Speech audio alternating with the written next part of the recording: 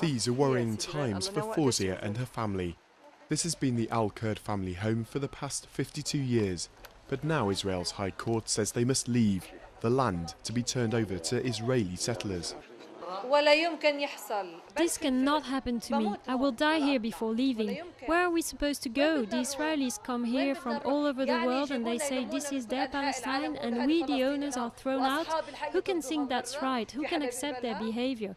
No one should accept such an injustice. The Al-Kurds' fight has become symbolic in the struggle against Israeli settlers. Their house, a headquarters. The family was relocated to East Jerusalem after being driven from their homes when Israel was created 60 years ago. Their neighbourhood was then annexed by Israel after the 1967 Six-Day War, and Israeli settlers to this day want to see the Palestinians out. Jerusalem is the Temple Mount, Mount Scopus, Mount of Olives, Sheikh Jarrah, Shimon Hazadik. They're all Jewish. They belong to the people of Israel. How can people steal land belonging to Jews, land that is registered with the authorities as Jewish? How can that be right? Is that justice? 10 years ago, a group of Israeli settlers bought the disputed rights to the land and moved in.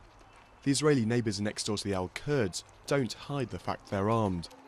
But the Al-Kurds and their supporters here refuse to be intimidated. We are together here, we are staying here 24 hours a day, and the international group support us very strongly.